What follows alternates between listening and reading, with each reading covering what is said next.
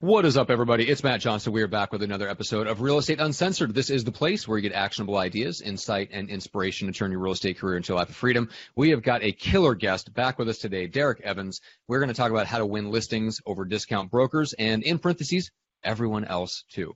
So he's got some great tips. Derrick had the last time Derrick was here, he gave some super inside ninja tactics for closing listings that were gleaned from his show that he produces called Win This Listing, which is here in San Diego.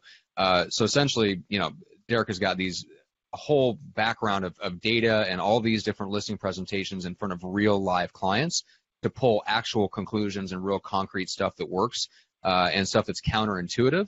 And so we're going to talk about a lot of those things that we didn't get to in his last appearance on the show. We're also going to talk about some of the other shows that he produces, like Digs, which is like a real estate version of Cribs. So we've got a bunch of stuff to get into.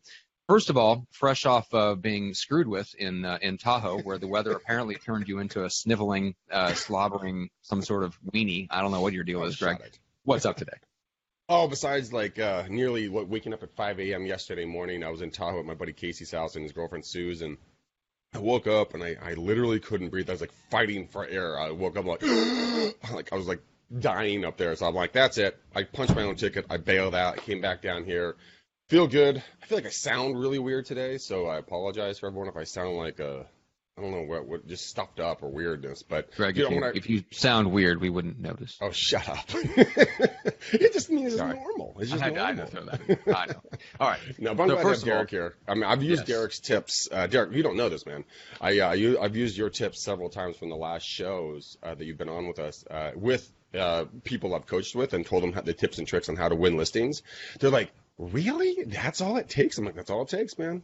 Well, don't listen to me. Go ask Derrick. And I was going to say, we just to point out, we do give credit where credit's due. Yes, it's not my knowledge. Hey, yes, I've learned that you should always, always wait to criticize the house until after you sign the deal. I just feel that that's the way that it should be done because I'm a genius. So, Derrick, officially welcome back. We're pumped to have you back. That's awesome. Awesome to be back, guys. This has been a hot topic. I mean, I don't know how it is up where you are, Greg, but down here in San Diego, the discount brokers are running rampant, man. Yeah, they're not quite so bad up here right now, at least not in the East Bay. South Bay, the Peninsula, very much so. Definitely in the South Bay. I mean, they do 1%, 0.5%. I mean, they do it for really, really low amounts. But we're not really seeing it here in my hood yet. But it does not mean that I'm not going to take notes, as always, when you come on my show. It's just like, everybody else take notes, I'm taking notes, damn it. Oops, as I rip my sheet apart. My apologies, get a new sheet. Anyways, moving forward. Yeah, well, I mean, here's the reason. So if we break it down, why are discount brokers being so successful? The reason is because they understand marketing a little bit better, or they're getting lucky, whichever way you want to look at it.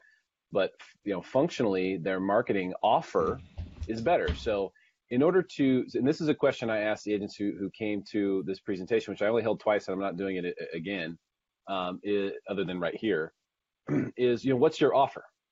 And when you're marketing something, you have to have an offer. Here's why you should use me. This is how I'm different. This is what you get when you work with me. And too many times I hear agents say, great service, concierge service, I answer my phone. That's an expectation. That's not an offer. And it's also subjective. So that can't be your offer. Now, with discount brokers, their offer is very clear. What does it take to have a good offer? Well, in order to have a good offer, you need to have something that's valuable. Usually it's something that's free. Not always. It could be buy one, get one, so it's not free, but it kind of feels like it is. But for most marketing offers, you want to have something that's free, but valuable. So something valuable, something that's easy to understand, and something that's easy to cash in on. So I don't have to text a number and get drawn out of a hat or none of that. Easy to understand, easy to cash in. Well, the discount broker's offer is all of those things. It's easy to understand. Okay, it's cheaper. It's easy to cash in, just use us, and it's very valuable. If you look at 1% or 1.5%, list side versus a traditional 3%, they can get out a calculator and really quickly see how much money that means. Yep. So what happens when people are losing listings to discount brokers, typically what's happening is they're not losing it because of themselves. In other words, the homeowner is not choosing Redfin because they like Redfin agent. Nothing against Redfin necessarily, but but yes, everything. I mean, I do trash it in the presentation, but it's mostly because they're choosing Redfin's offer.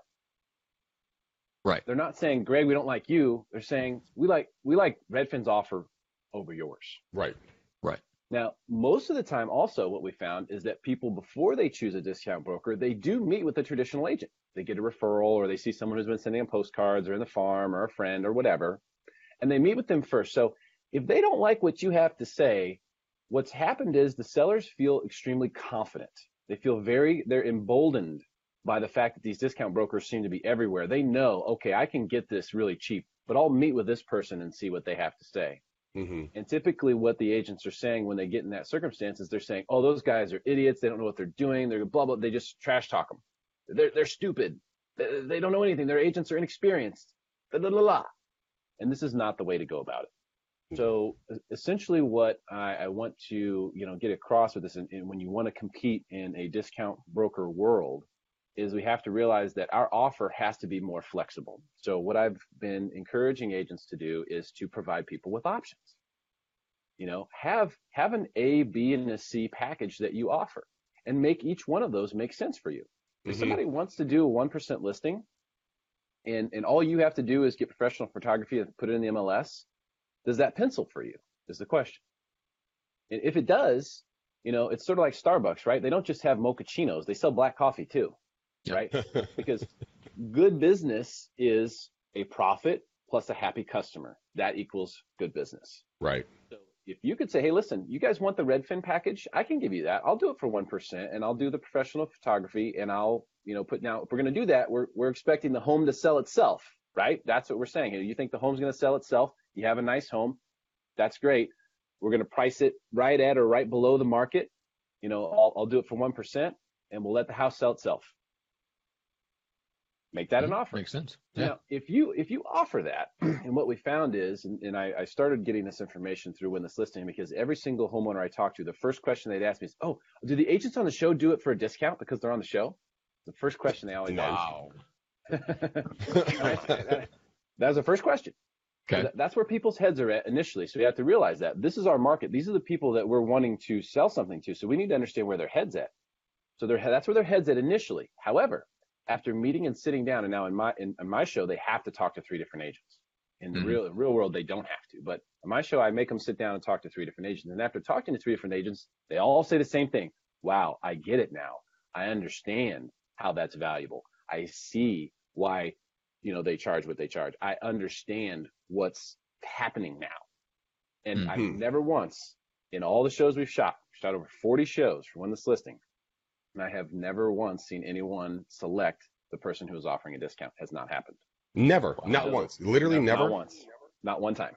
So why do we immediately go to cutting our own throats when it comes to pricing? I was listening to a book, so reading a book, whatever. Matt, don't make fun of me, jerk. And just glad you're learning, Greg. I'm just glad you're learning. Thanks, Johnson face.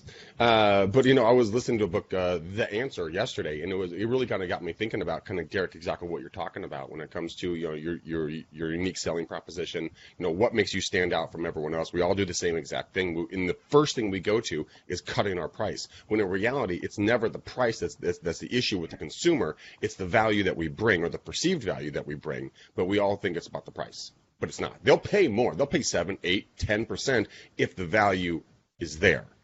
But we don't. Right. We look at it in reverse. It was very interesting that you're bringing this up. The biggest problem is that we don't take the time to discover what they see as valuable. So the tradition. So if we boil business down to the simplest possible way, give people what they want, they give you money.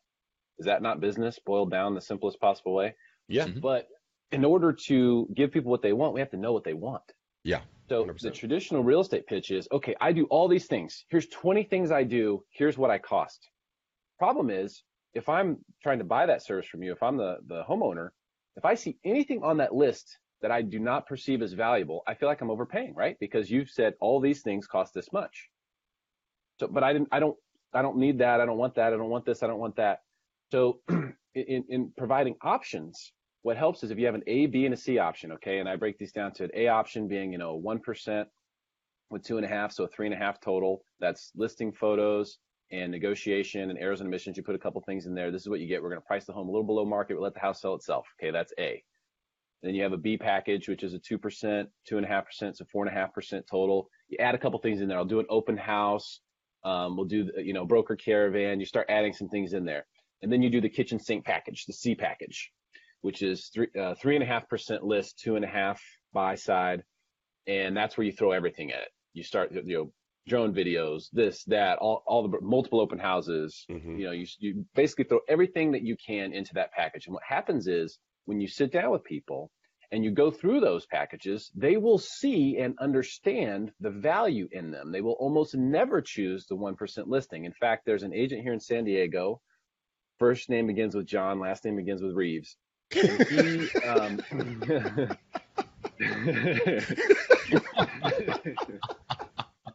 the subtlety there was astounding. I thought you'd like that, Greg. That was good. So he did an advertisement on the front of the Sunday paper. Okay, the fold over on the front page of the Sunday paper, it says 1%. I'll sell your house for 1%. Now, I happen to know that he had a lot of listing appointments out of that. He took none of them for 1%. So what's the takeaway? The takeaway is the 1% is it's what the person we're marketing to wants to hear. So, as a result, it gives us an opportunity to have a conversation with them. And if we have that as a legitimate option, it's like, no, I absolutely want to do 4%. Okay, that's what we'll do. And then what we're going to try to do on our end is we're going to try to take advantage of the listing itself to generate some buy sides and do some other things, because listing commissions are under assault. They're under attack. And the reason is because listing homes for sale can be somewhat formulaic. At least, you can build a home selling system. Okay, here's what you do. Here's how you stage it. On day 2, you do this. On day 10, you do that. Have an open house, do it this way, have buyers sign in. It's something that can be systematized. The buy side is something that can't be. Now, in 5 years, Greg, if I told you that Amazon will sell your house for $299, would you be surprised? Sadly, no. I honestly could see that happening in some way, shape, or form. Some way, shape, or form. But if I told you Amazon was going to do buy sides for $300, there's no way in hell, right? No. It's too dynamic. So I feel that if you want to really not only protect yourself for the next downturn in real estate, but also build yourself a business that isn't under attack. Buy sides are where it's at. And the more you can maximize buy sides, the better off you'll be. If you can build a stable of buyers right now, there are a lot of buyers who want to buy homes, but they don't want to buy at these prices. However, when prices come in, there will be a lot of people interested. So if you can have a lot of these people's ears while prices are up here, when prices come in, especially if we see a negative downturn, which I don't see in the near future, but if we do see it, when we do see it, what happened last time in the downturn? Everyone had listings. No one could find buyers. If you have those buyers, you'll make a fortune, and your commissions will not be under attack. So, in fact, we even saw when my last presentation that I did, one of the agents in the front row said, it's funny you say that, because we just did $1 million listing, and the homeowner actually suggested offering 4% to the buy side agent because he really wanted to make sure that the agents were bringing their buyers through his house. Like, that guy's genius. By the way, it sold very quickly above list. So the buy side, and if you remember in the REO days or the short sale days, they were offering 4 or 5% all day to the buy side, all day. So where's the money to be made as a realtor? I believe it's on buy sides versus list. I think list sides, this attack is just beginning. I think that because of the MLS and the way that the majority of properties are marketed and seen, it's going to continue to be under attack and continue to be chopped away at. But 2 things. Number 1, don't look at buy sides the way we used to. Don't pass them to some subordinate or some brand new person. Look at it a little bit differently. Those are very, very valuable leads. Those are very, very valuable clients, and they will continue to be for sure. That is what I've been saying forever. Yeah. And I 100% agree with you on that. If you want to go for listings, you got to be more flexible and have options so you can market yourself in a way that the sellers out there will understand that they will come to you, and then you can have conversations with them about the services that you offer. Yeah, the thing is that I've always said that I like buyers more than I like sellers. Sellers are predominantly more needy sellers are more needy than buyers, and so what I like to do is I like the hunt and the chase as a buy side. And like you said, it's much more dynamic. So when it comes to you going out there, Amazon, there's absolutely no way Amazon as a whole, as an example, can say, okay, I can help you buy or sell. I can help you buy this house for $500 or $250 or $399, wherever the price is going to be. But they can't because they don't know the market. They don't know the idiosyncrasies of the neighborhoods. It's not a product. It's a service. There's a difference. You're serving your clients. Selling a home is that you're just selling a product. Here you go, put a stamp on it, ship it out, and you're good to go. And it's fascinating that you say that, because that actually was coming to my mind the last couple of days when I was reading the book, The Answer, that I was forwarded on to, turned on to, and I kind of started thinking about this. I'm like, okay, so what's going to happen to our unique selling propositions? How are we going to stand out? And the overall marketplace, Amazon's going to jump in, guaranteed at some point. Zillow's already in. Whoever else, Open Door is getting involved with this. There's going to be a bunch of other companies getting in because they see the dollar signs. When an agents we've always concentrated on getting the listings, but why don't we flip it on the head? So, Derrick, are you starting to see that shift now in San Diego already, or is this just theoretical in the future? You kind of see coming down the pipe. This is my advice to people who want to be ahead of what is coming. I mean, if you just look at Redfin, for example, who was never made a profit, by the way, not at any 3-month period has Redfin ever made a profit.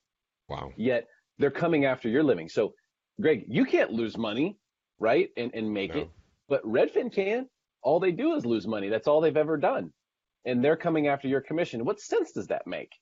It's just another example of Wall Street getting in the way of good business. And I'm a big proponent of traditional real estate. I love the relationship aspect. I love the fact that if you do business with good agents, you can get great service, great results. Everyone wins. I don't like the commercialization of this. It's too personal. It means too much to people. I just don't like the direction it's headed. And on the listing side, it really is going that way. It's going that way where people, and don't get me wrong, if Amazon says, hey, we can list your house, there are Prime members all over the place who will do it, or they'll give it a shot. Let's try it for a month, honey, before we call the agent. It'll happen. Yeah. They won't pick up a huge chunk of the market, but there's more. There's so many more Purple Bricks, blah, blah, blah. There's so many of these different ones out there who it's just under attack. And I think it's going to take a big downturn or a significant downturn for them to get flushed out like they usually do. And in the meantime, what are you going to do? Well, in order to compete, you've got to at least match their offer. If you match their offer, then there's no way the agent or there's no way the homeowner is going to say, okay, I'm choosing Redfin now because you have the same offer as Redfin. Greg, we like you. The Redfin agent, we didn't even talk to them. They wouldn't even come to the house. But it used to be money versus person. As soon as you take that off the table, and then it frees them up to choose the person that they want, because they're not going to choose. The odds are they're not going to choose the Redfin agent because they have more of a personal connection. Certainly not on the listing side at all. No way. Maybe on the buyer side, but definitely not on the listing side. Well, this is actually take that off the table.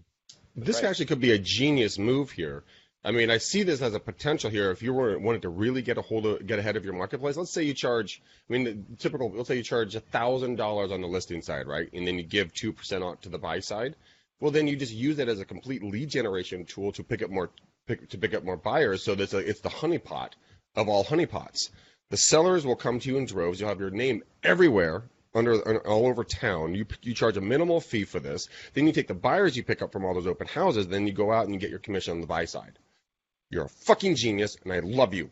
I just changed my entire business model. No commissions with the McDaniel Callahan team. Come to me, my children. Come to me, my children. Well, that is the business model of most of the discount brokers. Yeah. And that's why you see the Redfin buyer side rebate has continued to decline. First of all, because they're not making a profit, but also because that's where the money is for them. They have to make it somewhere, and they're trying to figure that out. But that is definitely what the model is for a lot of people. Now, keep in mind, if you advertise that, what'll happen when you sit down with someone and you actually talk with them, you show them your expertise and you show them the market, they will not choose that discount option very often, almost never. No. They don't want to rely on that. They want you to be at your best. They want you to throw everything at it. And once they see those options laid out, they're going to go, you know what? This makes sense. I've watched it happen dozens of times. It's never not happened.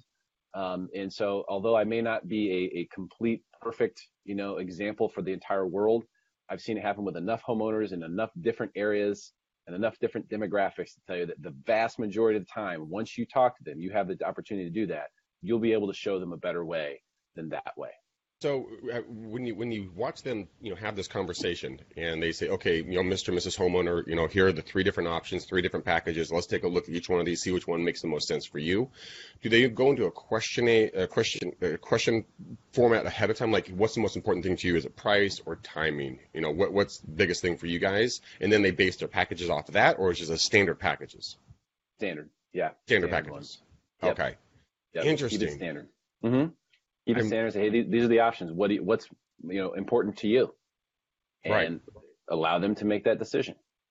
I would really like to screw over a couple of agents, and I love them, but it's business and it's war.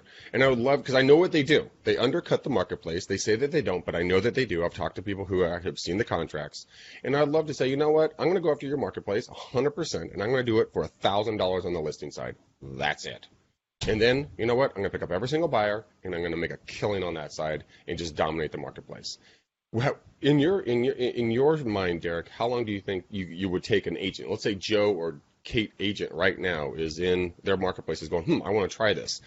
If they're new and they're inexperienced, do you think it would take long? Do you think that the threshold for getting that listings would be substantially reduced because of the lack of payment that the sellers have to put out there, or are they still going to be real picky on the agent that they choose, no matter the commission price point? Because if someone's just breaking into the marketplace and, they offer $1,000 or $2,000 or $5,000 total commission on the list side, and we're talking about $1 million, $1.5 million, $2 million, and that's a lot of money. We're talking $50,000, $60,000 back into the seller's pocket. Do you think that the sellers would still be picky on the quality of the agent, or do you think it's just dollars and cents? Well, it depends on who you're up against, and so what your offer is, how you market your offer, right? So what this does is this gives you an opportunity to have a real offer. It's difficult to have a good offer in real estate because it is mostly a service, right? So it's tough to come up with. It's not like you're selling something. It's not 2-for-1 happy hour or 30% off JCPenney. Like these are offers that people understand really easily. So this creates a great offer for you. So then how do you market it? You're sending postcards, you circle dialing, how do you make this offer available to the people that are in your target? And if it's the case that you do that and you do it well, then it will absolutely work. You'll 100% get conversations, even if you're brand new, just because the offer itself is so valuable. And that's what people respond to when we talk about marketing. So having that good offer will get you those conversations. So then it becomes, okay, you're a brand new agent, but can you close someone? Right. If you get the conversation, that's the question. So you got to be a closer, not an opener, just and a closer at the same time. But how hard can it be, honestly, to close someone on that when you're just saying, hey, look, I'll do it for $5,000 total. We'll pay 2% out to the other side. You have a net savings of $32,000. Let's go. I mean, you'd have to be a knuckle dragging Neanderthal to really screw that offer up. I mean. Yeah. Matt, are you seeing yourself in that position, Matt? No, I'm not seeing myself in that position. But there is a measure of truth to that. Yes. I mean, here's the deal: if you make an extremely compelling offer, I mean, I can tell you when I got into real estate brand new, we ran the guaranteed sale for that exact reason. Mm-hmm. I never had to sell a home for free. You know what I'm saying? All it did was it got our foot in the door.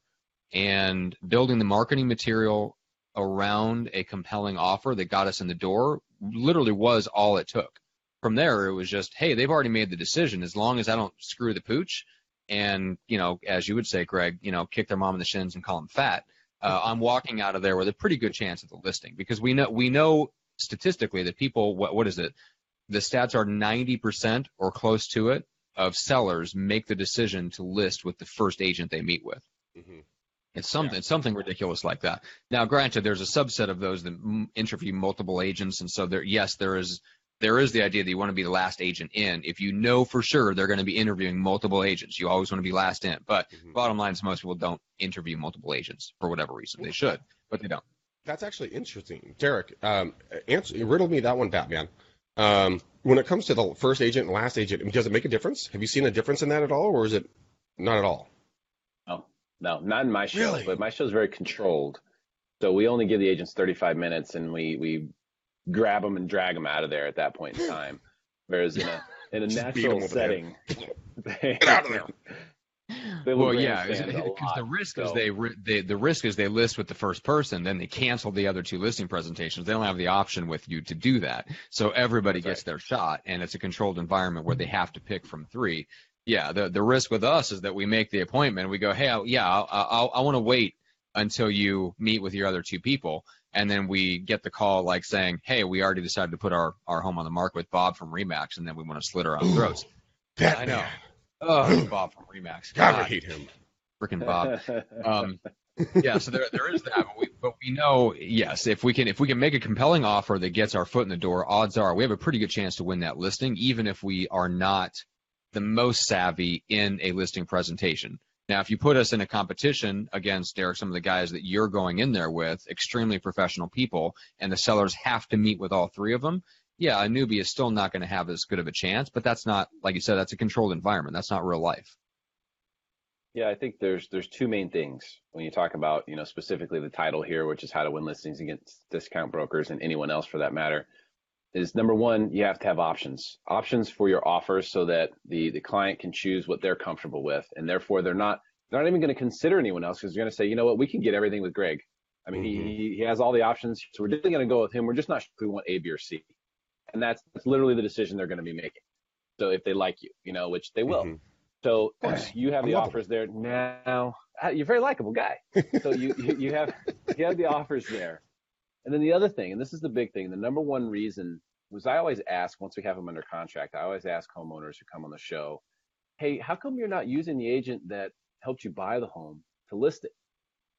The number one answer by far is that they didn't feel like that person would listen to them.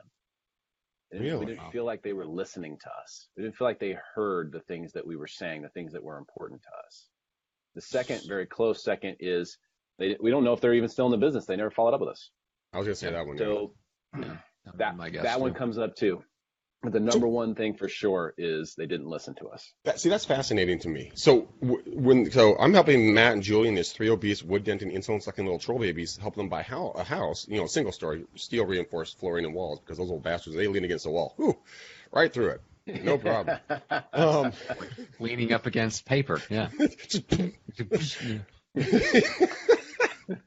I'm glad. And anyone who was listening to this, you guys know Matt doesn't have kids, right? This is just a joke.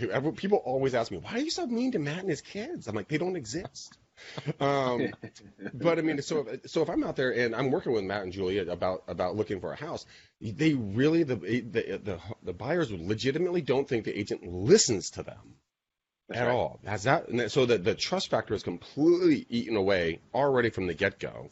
Now, what if they did follow up with them? Do you think that they would still have a shot, or do you think it would still be dead in the water? That's a good question. I think that a lot more of them would have a shot. And so that's why, in the last time I was on, I gave you my number one piece of advice, which is my listing presentation in essentially 30 seconds. And what that is it's a way to build in, to guarantee that even if you are a terrible listener as a person, this sort of forces you to listen because it gives your prospect the podium, essentially. So my listing presentation in 30 seconds is this. It's one sheet of paper that I hand in front of the seller, and I say, write down on this piece of paper everything that's important to you and everything that you want to achieve in this transaction. And underneath it, it has a little oath for me that says I will do everything I can with all the resources that I have and all of the effort that I could possibly give to help you achieve all of these things, and I will sign it at the bottom. That's my whole listing presentation, is you tell me line for line what's important to you, and I will do everything I can. I swear to you, and I will sign it. I will do everything I can to make this happen for you. And that is something that is crushing in the marketplace because, number one, the client gets to sit there and list out all the things. So if you're a terrible listener, now you get to have a list. These are all the things they said are really important to them. I can't ignore that. Now, I've also made an oath that I'll help them achieve those things to the best of my abilities, which holds you accountable to that. So it works extremely well. It proves to the client that you are listening, that not only are you listening, but you want it written down from them. Mm-hmm. You want them to write it down because that's how much you care about getting it right. So that is a really big deal. It works extremely well in the marketplace. And I think you'll find if you adapt that, if you use that, it will work very well for you too. Matt, you know what? I would love to see T. Diddy, the Grand Master, me papa, go out there and just do that. I mean, just with him putting his leg over his other leg and just dangling it there in his khakis, just sitting there in his Costco shirt, just hanging out, being T. Diddy, and just be like, you know what, why don't you just write down what's important to you? Because I don't want to do my presentation. You're going to make my life super easy. Okay, that's 15 things. I can do 12 of those. Yeah, we can make that happen for you. No problem. All righty. Well, here you go. Big John Hancock at the bottom. Okay, well, let's do this. The reason I love that so much, I make jest of it, Derrick, but the reason I love it so much is because it takes all the pressure off the agent. It puts all the pressure onto the homeowner, but at the exact same time, it's not. Because now it's like going to a deli and getting a sandwich made exactly the way you want your sandwich made. What's important to you? I don't want rye. I want whole wheat. I want turkey, not ham. No mayo, extra mustard, pickles, no lettuce. But usually we just go in there in the with the analogy of the sandwich is the fact we go in there buy the pre-made sandwich at Safeway or Raley's or whatever store you shop at. We just pick one up that's like, okay, I guess we'll take that, and you just go to the checkout line. You're like, this is just what I get. This is how it's done. But in reality, you're helping these people custom make their experience. That's right. And it completely takes away the argument of they didn't listen to me. It's like, no, dude. Literally, I listened to you. You wrote it down. I signed it. My oath is here. I'll do everything I can to make this happen. I heard you, and I'm going to execute. That's right. It's like evil genius. Perfect. Like I love this. Are you a ninja? Are you a ninja? I just try to boil things back down to the basics, and that's what this is essentially the basic form of listening. It removes opportunity for error. So it puts everything in the right position so that you can have the information communicated to you, and you can have an archive of it. So at no point there will be a question, did they say they wanted this or that? No, it's written right here. Right there. That's interesting. And speaking of ninjas, we have the evil bald ninja, the Volpinator, just joined us, coming in hot from his CNN interview he just did. And he's going on to Fox, and then what else are you on? BBC later today? The Lifetime Women's Network after this. The Lifetime Award? For the I thought you were saying, speaking of terrible listeners. Dude, I love you. Matt doesn't like you. I love you. You're my Bubba. Meanwhile, Derrick is like, who's this dude strolling in at 2:30, right? Like he just got out of bed, which I did, by the way. I've seen you on this podcast plenty of times. Come on, Gene. Thank you, sir. So, Gene, let's flip that. Let's kind of go on the tech side super quick. Is there an application, in your opinion? And Derrick, I'd love to hear your opinion. You guys banter with Gene really quickly. How could you do that on a tech side, on a marketing side? How would you throw that out there? Because I think you missed maybe a little bit of the first part, and Derrick was explaining what some of these people did. First name John, last name Reeves, but not to mention him. In the newspaper article that he put out there, you guys can't see it. Derrick is like grinning from ear to ear, laughing his ass off. But Jane, how else would you market that? I mean, another evil ninja, way to get that word out there. Well, listen, I want to let Derrick go first so I can slyly pick up on what the hell you're talking about. Yeah, exactly. All right, we're talking about 1% listings and just how to win out over discount brokers. So you're working with agents and you're equipping them with marketing. And a lot of times you're taking, the same type of professional videos that Derrick, you're teaching agents to go in and offer. And Gene, you're the one on the back end that's taking that content and putting it in front of the buyers, right? Yep. And so I think that's more of what Greg is getting at is exactly. What are some of the things that you would recommend if somebody came to you and said, look, discount brokers are making major inroads in my market. Derrick has a set of strategies for that and some things that he's learned. But Gene, from your perspective, what are some of the things from a marketing perspective that they could offer or do that would help them beat out a discount broker?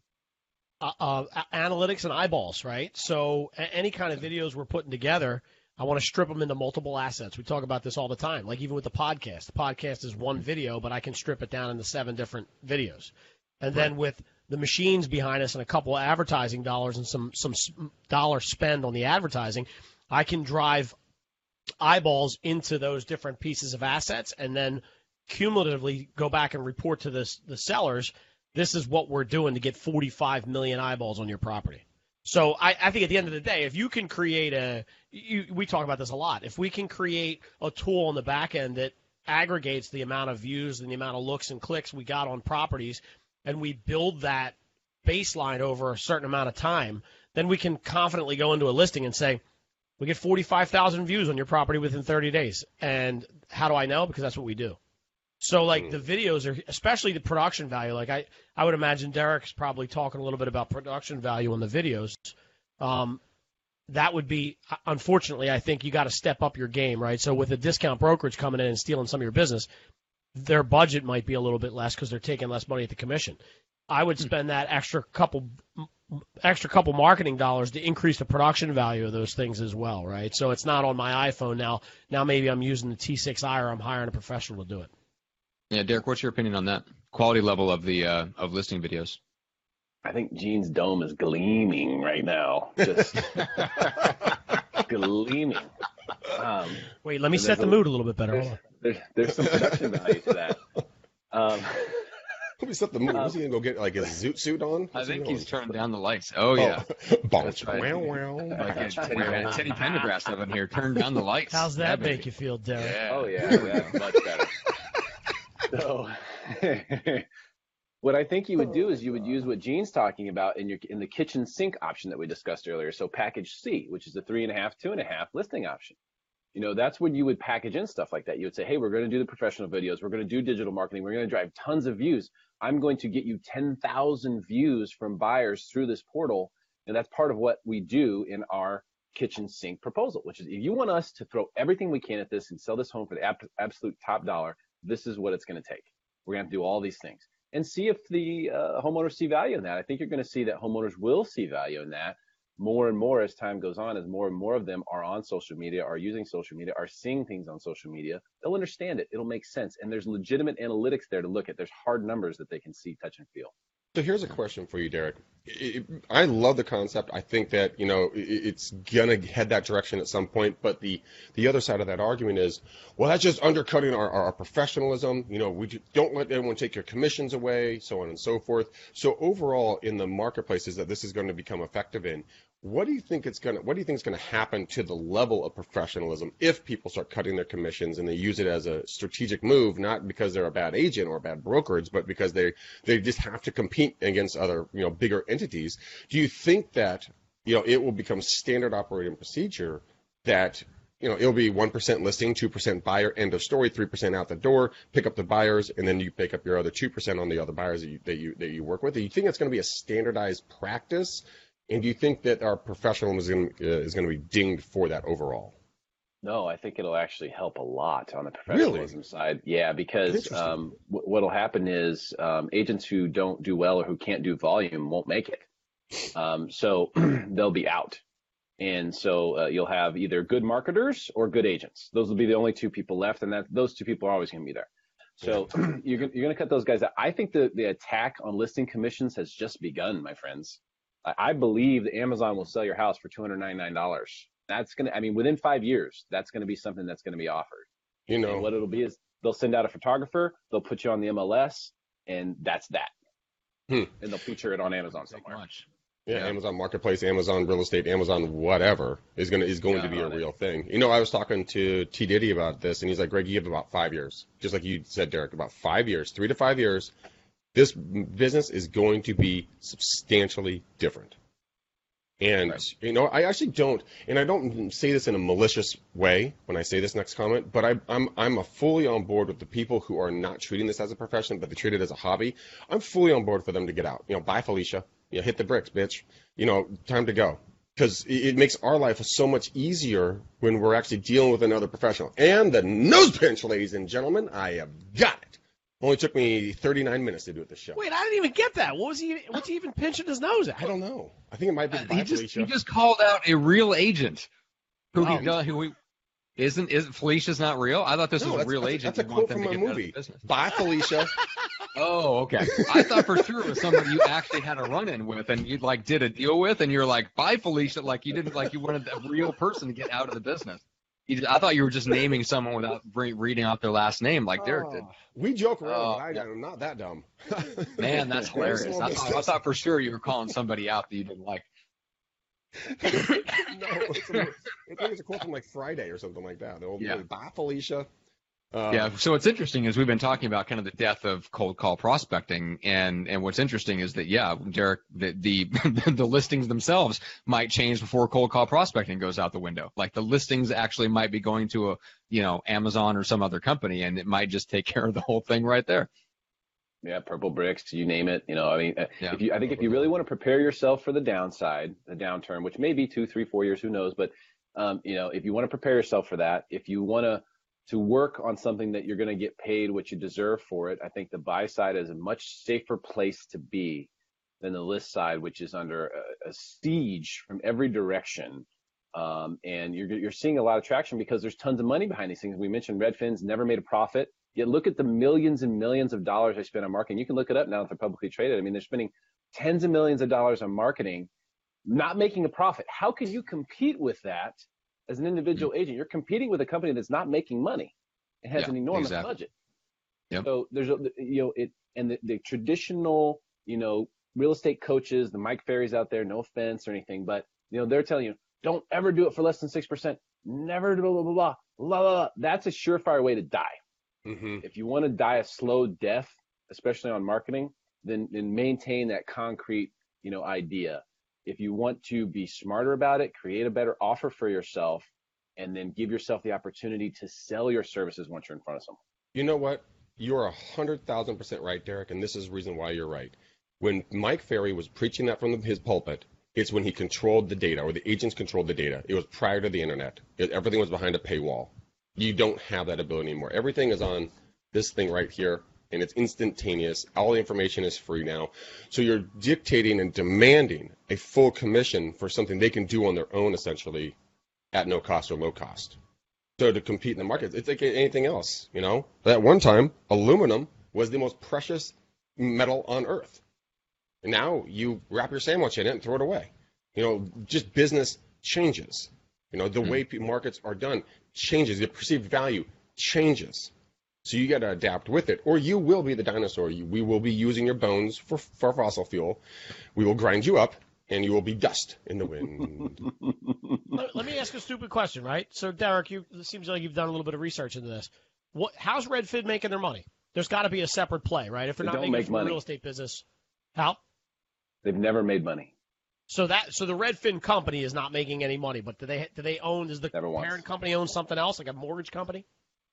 They're gonna fire up mortgage. They're gonna try that. I think they'll probably do title too. They're gonna try to find a way to make money. But if you can go look up all the quarterly reports since they've been public, and you can look back at the things that they've made public when they weren't public, they've never once made a profit. They've never claimed that they've made a profit. They've survived on angel capital. Wall Street bought it. Obviously, the IPO was a very big deal for them. They've grown, and they would tell you, oh, well, we would have made a profit if we'd stayed small, but we've grown. And so that's a good thing for me as a consumer. You guys have grown so fast, you haven't made a profit. Yeah, that's going to be great for me. So it's just a crazy thing that's totally infiltrating this great business that has always been a personal thing, that has always been, something that's high level of service, and they're trying to commoditize it. I don't like it. And so it's something that I've spoke out against, but it's something that's a legitimate, problem in the marketplace, because while Redfin's going out and taking that deal and then going and losing money, you can't do the same thing as an agent. You can't. It's impossible. So it's really unfair. It's BS, frankly. But this is what we have to deal with. What's BS? It's BS that. What's BS though? What does that mean? All right. Bullshit. Uncensored. Hence the uncensored. Hence the uncensored. Got it. So, yeah, it is. No, it's bullshit. I mean, it's not fair. It's not right. And it's something that, but it's real and it's here. So we have to take a look at it. And that's the whole point of this presentation that I'm sort of cliff noting for you guys today is, there's two options you have. You can adapt, or you can change the game. And as I say in the presentation, I recommend both. I recommend you adapt your listing presentation and your offer to offer those three options.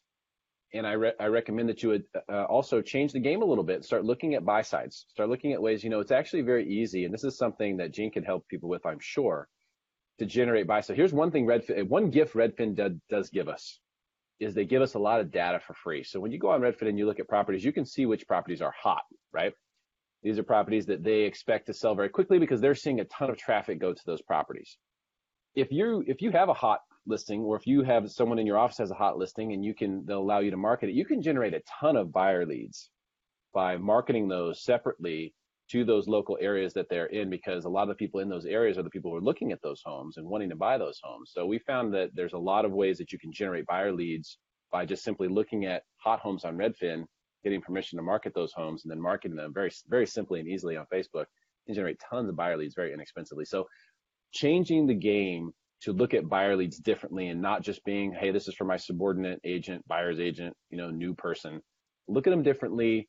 Try to actually formulate ways to execute and build a stable of pre-approved buyers. You will cash in so much on the next downturn, and your commissions will be protected, I think, for much longer than on the list side. You just glossed over something super quick right here, Derrick, and I want to back this bus up for a hot second here. Okay. I think that what you just said is super awesome. I wanted to go back and talk a little bit more about how you can go use Redfin's hot homes and generate buyer leads off of that. So instead of having to go pay Zillow to get buyer leads, you can legitimately go, well, you explain the theory. Go to use the hot homes. How have you seen people generate, this is basically free lead generation. How would an agent do that? I think this is genius. I want you to go deep on this. So if I go on Redfin right now and let's say, I'm here in San Diego and I like the El Cajon marketplace is the one that I'm working. So I would go and I would look in El Cajon, and it'll show me all the homes that are listed for sale, and it will show me which ones are hot. So these are ones that are getting a lot of eyeballs. People are looking at these. They're coming back and looking at it a second, third, fourth, fifth time. They're predicting these homes are going to sell very quickly because of that. So I can now take that property and I can call that listing agent and say, hey, Greg, you have this listing on 123 4th Street. Do you mind if I promote it? Now, technically, I don't have to get your permission, but ethically, I would suggest it. Right. So I would say, hey, Greg, do you mind if I promote your listing? Sure, go for it. I'll send you any buyers that are inquire about it that want to see it. Okay, cool. So now I have your permission. I would now take that property. I'll take the photo, the best photo from it. I'll do an ad on Facebook saying, hey, 3-bedroom, 2-bath in El Cajon, under 600,000. We'll go quickly. Click below for more information if you'd like to see this property. Boom. Now I put that out there for $100, $150. I can get 20, 30 buyer leads. Now not everyone is built to follow up. Now, if you're going to generate leads like this, you have to follow up a lot, Mm-hmm. So not everyone's built for that. But if you are, or you're willing, you can absolutely get an enormous amount of leads very inexpensively just by taking the data that Redfin's handing to you. But see, that's the cool part I love about this evil theory is that the fact that not only are you going to get buyers, but you're going to be able to start getting your face out there, being associated with properties in a specific marketplace that people are going to see. Now they're going to say, oh my gosh, well this guy or this gal must have all these listings. When in reality, you're not saying that. You're just saying a property is for sale, but the average consumer is going to say, Derrick Evans has all these properties. I always see him out there. We got to call him for the listing appointment. That's so right. you get seen everywhere, but while you're just getting the opportunity to pick up the buyer leads. And I'm looking at a property right now on Redfin. It's on a road called Rudgear Road here in South Walnut Creek.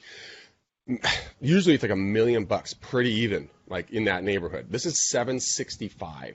I mean, hello. I mean, that's jackpot. You'll turn that into a $2 million, $3 million home just by blowing that thing out and remodeling it. That is a property you could sell or market like that. Now, have you seen pushback from the listing agents about you marketing their homes? That's a question. Only a little bit. Only a little bit. Yeah, like 10% maybe. Most of them, yeah. I mean, if you say, what's the catch? Does it cost anything? No. Okay, yeah, we'll funnel people. Okay, yeah, great. So we'll promote your listing. Your listing's got your name on it. Is that okay? Okay, cool. So there are a few other intricacies in there, but mostly you want to use people that are in your office or people that you know, perhaps. If you're an agent doing this, if you're a mortgage lender, for example, and you're like watching this is a great way to generate buyer leads and also help out agents. You could do the same thing for them, like call an agent like Greg. Hey, Greg, I see you have a hot listing on 123 4th Street. Can I promote that for you? Cool. And you can promote it. And you can call the buyer leads and try to send them back some buyers. The other thing that's cool about these buyer leads is that a lot of them, not I don't say a lot of, but many of them are sellers. Mm-hmm. They also have a home to sell. They want to buy, and they're like, yeah, we want to buy that house, but it's like we need something like that, and we can't sell until we find that, and so there are sellers in there too, which is also cool. So I think that's something, at least in our marketplace, that is true. I would imagine it's true elsewhere as well. Yeah. But you're not just getting buyers; there's sellers in there too. Down with Zillow, up with Redfin. That's my mantra now. But I mean, even if you didn't do this, you could go to any other agent that has a property, could do the same theory, but it's so much easier to see that because you don't have to sift. Derrick, that's what I love about this idea is you don't have to sift like, well, is this a good home or not a good home? it's the metrics are there. It says this home is hot. Lots of people want this. This will get more attention. Yep, it will, and it does. Now the hamster's on the wheel running 100%, 100 miles an hour right now in my head. Like how else you can run with this thing? Because there's so much fun stuff you could do with it. You could do live videos in front of the property talking about it. Like you said, you run Facebook ads. Gene, how I know your hamster wheel's moving 100 miles an hour over there. How would you take a hot home on Redfin and just exploit this thing to the nth degree in the best possible way when I say that? Listen, I think Derrick nailed it. I'm actually looking right now as we're talking. I pulled up a locale for one of my clients, and sure enough, man, there it is. They're screaming. I'm just thinking, I don't even think you need to even go as far as pulling up a hot home. You can call any home a hot home. I can just pull a listing from any area that I like to look at and just basically market it like Derrick was saying. The other thing, I got a question, like the thought process of asking you if I can market your home, like you really find that I'm confused. You really find that other agents who are listing the properties get offended or upset when you market their property? No, that they get upset? No. Well, they don't. There's some. What I said with that is there's some of them who say no, don't. I don't want you to market my listing. Mm-hmm. Yeah. About 10%. I've had. That's about what Jeff Cohn finds. Like they reached out to every agent in Omaha to ask if they could market their listings on Craigslist. Just, hey, can we put your listing on Craigslist every day? And yeah, it's a very low response rate of people that go no, and it's just because they're stupid and don't understand. I was going to say there's got to be a reason behind that, right? Yes. Well, it's because they're dumb and they don't even know. Yes. That's the bottom line. Now maybe you could make an argument that maybe they're really savvy and they know what's going on and they know that Jeff is using their listing to generate buyer leads. But even that, it's like if you're savvy enough to understand that, you're probably also savvy enough to understand that it doesn't freaking matter. I would listen to that pitch and go, oh, that's interesting. Who's your Craigslist guy? And then I'd you know what I'm saying? Like I'd be angling to meet the VA who's doing all the Craigslist posting, not, bitching about them trying to market my listing for me, and put it online. So Right. no, I think it is a low percentage point, but it should be people that just don't know, they don't understand the benefit of even having online exposure. Well, Derrick, I mean, the people that you've seen that don't allow, Matt, or let's say Matt Johnson came to Greg McDaniel and say, hey, Greg, can I market your property? I say no. Would I, at that point, be a mid to low level agent who's scared of Matt, air quotes, taking my listing? Something like that? Is it that old mindset? Or is it just that, like Matt said, they're just dumb? It's usually either agents who are very inexperienced and really don't know what's going on and feel that there's some sort of scam taking place, sort of skeptical type thing, or it's agents who are very well established and are like, I don't want anyone touching anything that's mine. It's mine. You don't get to touch it. There's one individual agent here. Those are always the most successful people, aren't they? Yeah, right. I just threw up in my mouth. There's one agent here, and she is so overbearing and controlling. I mean, nobody can do anything to any of her properties ever without her literally being on site. So she would be a bad person for this to work with. She's very successful. She's a pain in the nuts, but she's very successful. But I mean, that's the only person I can think of. I mean, I don't think of any other agents except for one other guy that would probably say no. But I mean, everyone else would be like, yeah, man, I have a listing agreement. What are you gonna do? You can't take it away from me. Yeah, go ahead, go get a buyer. Let's do a deal, man. Let's all make some money. Yeah, absolutely. It's more irons in the fire. Why wouldn't you want every agent out there? I mean, I would go to other agents and be like, Derrick, Gene, Matt, hey guys, here's my new listing at 123 Main Street. Would you like to market it out there and find some buyers and bring a buyer to me? I mean, what if you could take that as a listing agent and say, I have 35 or 40. Don't understand marketing. Yeah. I'm shocked. 300 agents that are going to market this home for you. What? How do you do that? I don't know. I'm a puppet master. That's all I can say. Make people bring stuff in. All right. So Veronica's watching. Says, I think you guys want to move to the more rural areas like where I am. People here don't, quote, internet much. In Texarkana, Texas. We don't. Yeah. So you guys aren't from around here. We don't internet too much around here. You ain't from around here, are ya? Yeah, exactly. I got a big chaw and. And then Paul Franklin, who we love, says, first of all, Matt's cynicism has turned up to 11 today. Okay, sure, why not, Paul? But more importantly, I love this comment. Paul says, can we get Derrick to turn around and yell at his backdrop like Lloyd Bridges in Hot Shots? I love that. I wish I knew that. I wish I knew that scene. I would totally yeah, I do know, it. exactly. Oh my God. All right. So Paul says, I can understand wanting to maintain consistency in branding and representation, but I feel most agents who reject this assume they are somehow getting bamboozled. And I think Paul is right about that. They assume there's a catch. But yeah, and more importantly, it comes down to the fact that they don't understand that as an agent, our most important job, and probably the reason we make 80% of the money that we do and reach 80% of the market that we do, is not by marketing to the public. It's because we're supposed to be marketing to other agents. That's the idea. Like, that's where this whole MLS thing came from, was because we're supposed to be marketing the properties to other agents who then turn around and send them to the consumer. Now we've abdicated that responsibility. So our idea of marketing it to other agents is just making it available to come up in a search. And so, of course, Derrick, like you said, our commissions are under attack because we let them be under attack, because we got lazy. The entire industry got lazy. And we decided that, well, really all we need is just to kind of throw it up on the MLS and put a sign in the yard, and then all the other brokers will find it. So we don't really have to market it. We don't have to understand that icky thing called marketing. Marketing is, you know what I'm saying? We don't do marketing. That's beneath us. We're professionals. And there is the irony in that one. Yes, but exactly. I mean, buyers are kind of like prison inmates, man. All they do every day is try to find a way out of their predicament. And you know what? So they know those neighborhoods upside down and backwards. They know the history about it. I mean, they know the idiosyncrasies of it, because all they're doing is studying that shit, right? And I think with the freedom of information on our phones from Zillow, Redfin, Trulia, so on and so forth, the list goes on and on. They can sit there and study this stuff all day long, and it just became easier. I remember when I got in the business, dude, it was a pain in the rear end to constantly be helping buyers look for properties, not knowing exactly what they're looking for. It's like trying to find someone a date. It's impossible because you don't know what their preferences are. You're like, you said you wanted a brunette, 5'10", light blue eyes, and in good shape. All of a sudden, like, ooh, check out the blonde. You're like, but that's not what you wrote down. And that's what buyers always say. I don't want a pool, and I want a single story. Then they buy a 2-story with a pool. Like, it's easier for them just to give us, just say, hey, look, 123 Main Street and 456 Maple. Go open the doors, door monkey. I mean, that's easier for us. It's a time savers. So thank you, Mr. and Mrs. Buyer, for doing that for us. Bing, heart to you. Okay. Oh, all right.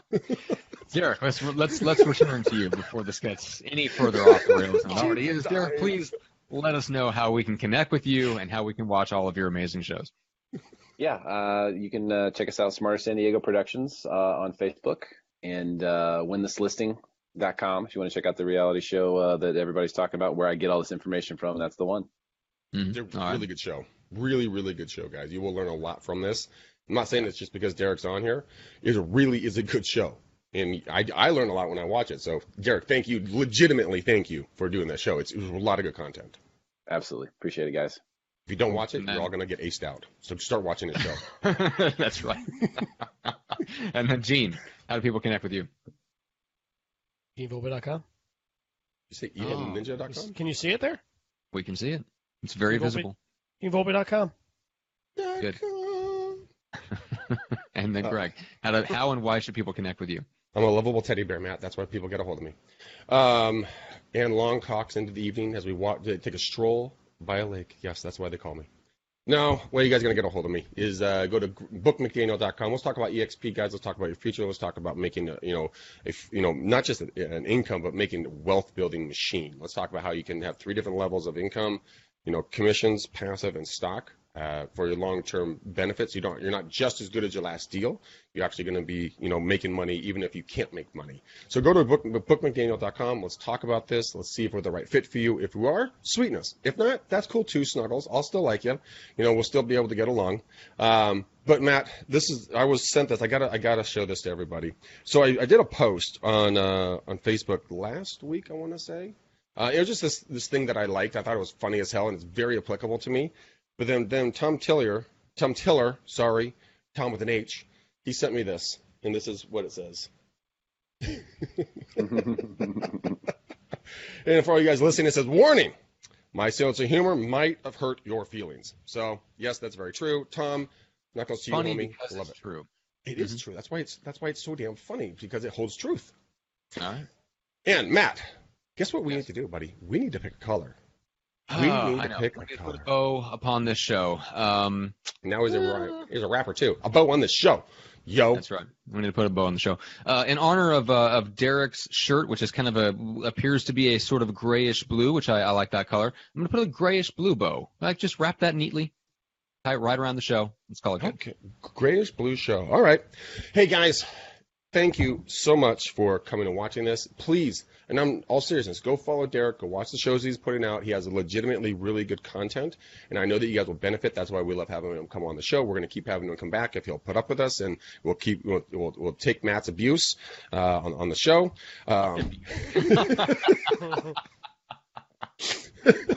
Yes. But Derrick, thank you, man. You're a legend.